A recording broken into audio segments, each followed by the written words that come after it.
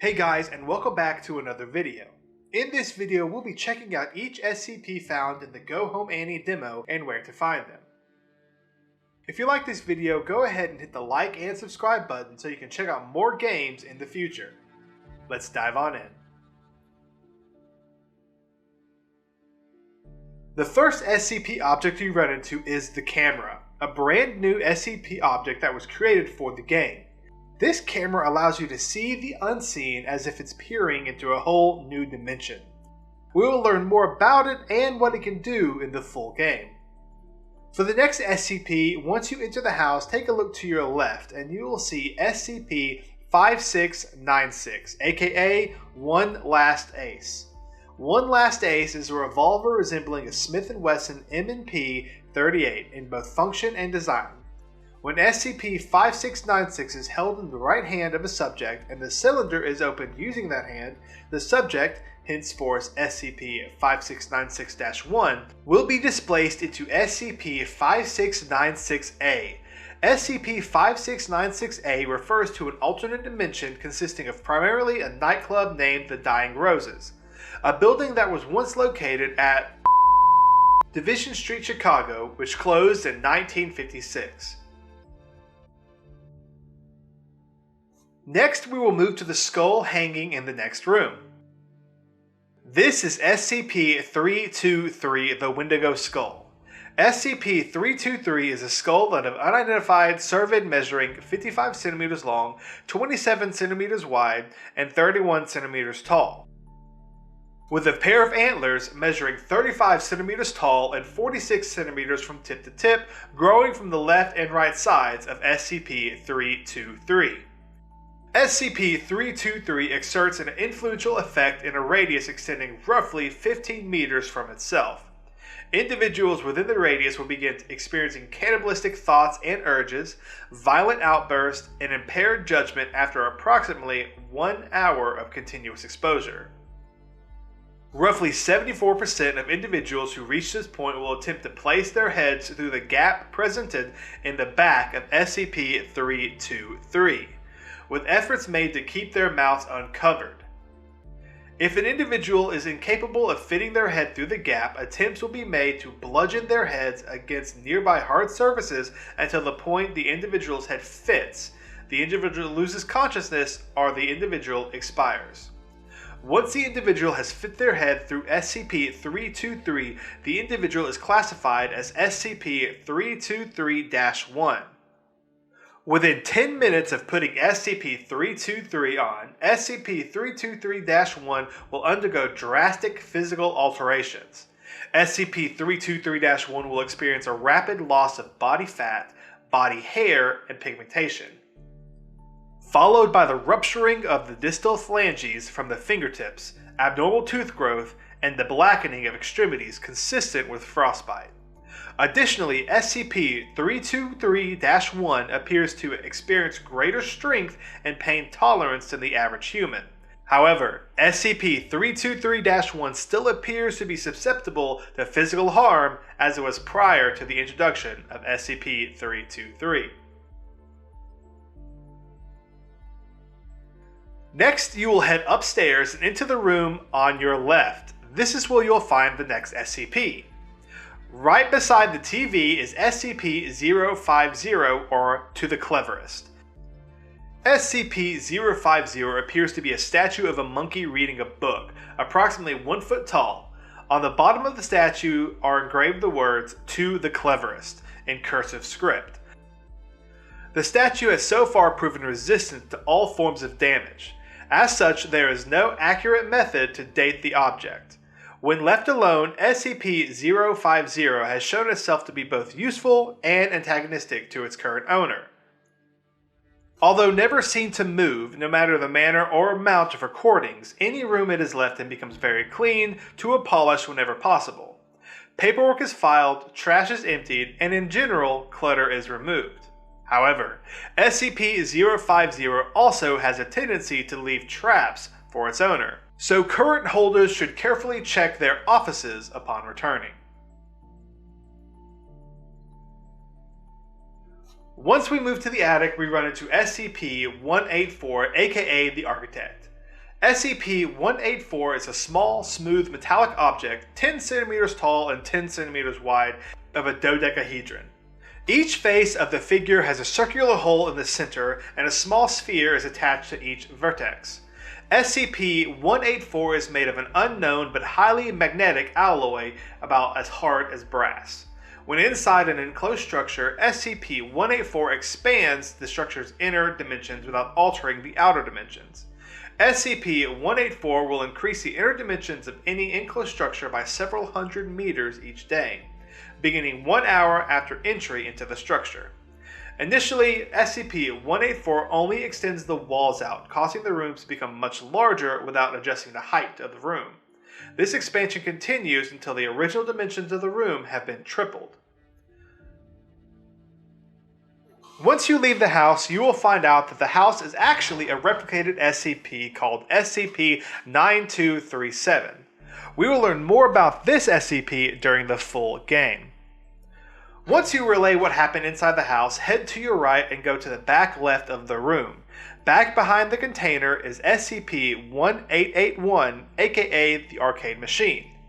SCP-181 is an arcade machine of early 80s design. The design is consistent with the brand, but most identifying marks in the casing have been removed or painted over. A joystick and a single button are set on the console. A similar setup for a second player appears to have been removed. The machine's internals are resolution of 256 by 224 with 16 colors. The title screen does not display a title or any credits, only the phrase "Insert Coin." The machine works with the standard United States quarters, and only one quarter may be used at a time. Once a quarter is inserted, SCP-1881 launches its game, termed SCP-181-B. About 30% of the SCP-181-B players report lasting psychological effects afterwards in the form of nightmares related to the content and occasional visual/auditory hallucinations. A common complaint is hearing sounds from the game when unaccompanied and in a quiet area. One interviewed case, who had access to SCP-1881 before it was contained, reported his home video game console would occasionally launch SCP-1881-B instead of whatever game was inserted.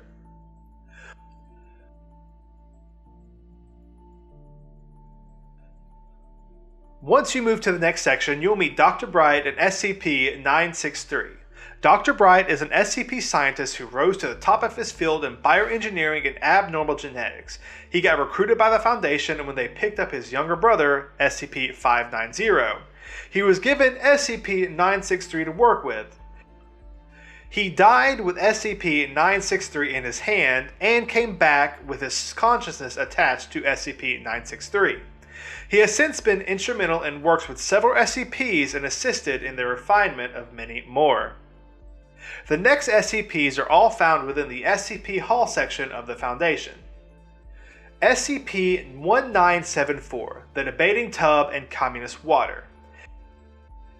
SCP-1974 is a freestanding ceramic bathtub with a capacity of 148.2 liters, typical of the kind sold in the United States from the 1930s through the mid-1960s.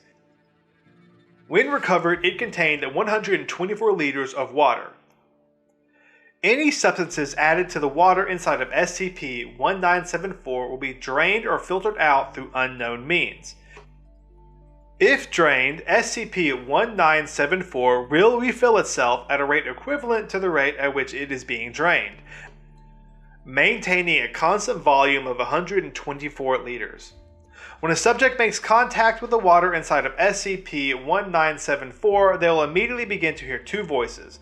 One voice, hereby designated SCP-1974-1, has been described as that of an American male of about 85 years of age. The other voice, hereby designated as SCP-1974-2, has been described as a male with a thick Russian accent of around the same age. The former claims to be SCP-1974, while the latter claims to be the water-filling SCP-1974. Next, we have SCP-914, the Clockworks. SCP-914 is a large clockwork device weighing several tons and covering an area of 18 square meters, consisting of screwdrives, belts, pulleys, gears, springs, and other clockwork. It is incredibly complex, consisting of over 8 million moving parts comprised mostly of tin and copper, with some wooden and cloth items observed.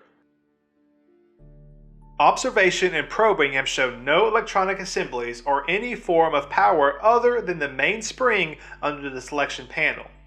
Two large booths, 3 meters by 2.1 meters by 2.1 meters, are connected via copper tubes to the main body of SCP-914, labeled Intake and Outtake. Between them is a copper panel with a large knob with a small arrow attached. The words Rough, Coarse, 1 by 1, Fine, and Very Fine are positioned at points around the knob. Below the knob is a large key which winds the main spring. When an object is placed inside the intake booth, the door will slide shut and a small bell sounds.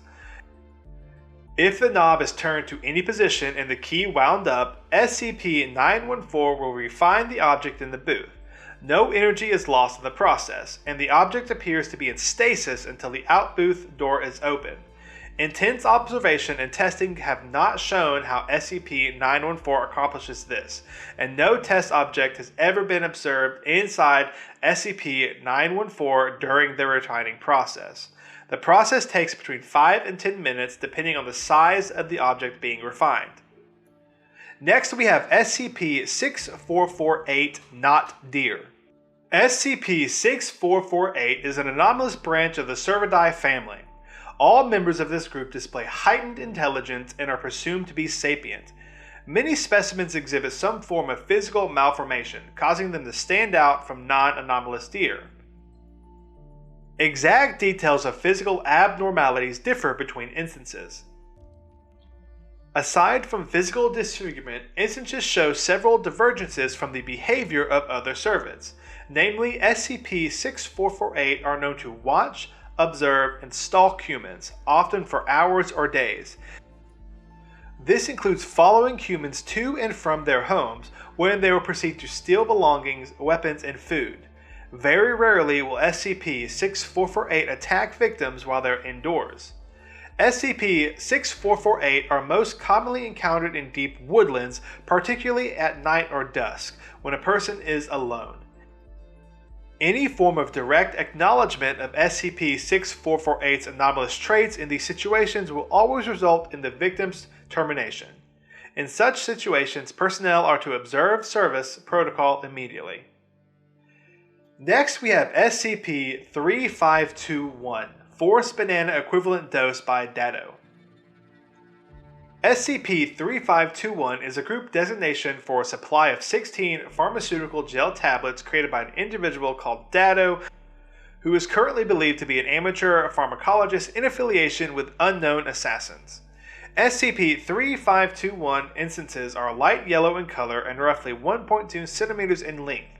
SCP-3521 dissolve quickly in water and are made up of unknown and likely anomalous series of components.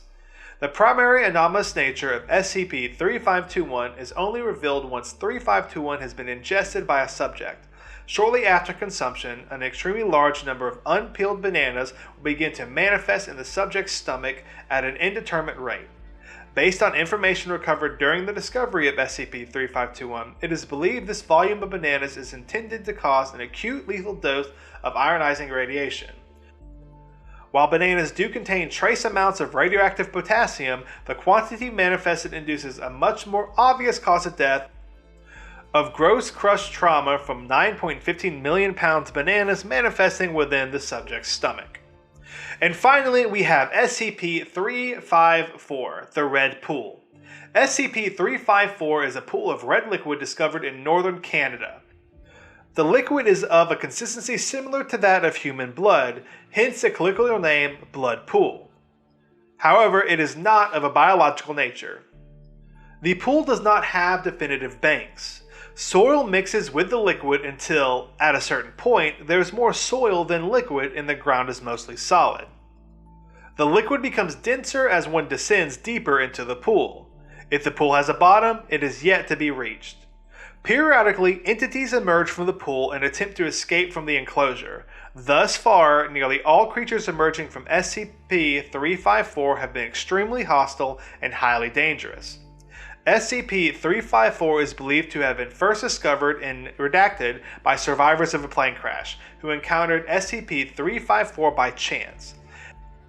SCP-354 has developed into a local urban legend long before Foundation personnel arrived to deal with the threat. We have just checked out all the SCPs in the demo version of Go Home Annie. Tell me, did you find them all? Did you find more? Let me know in the comments. If you like this video, go ahead and hit the subscribe button to see future videos, and I'll see you in the next one.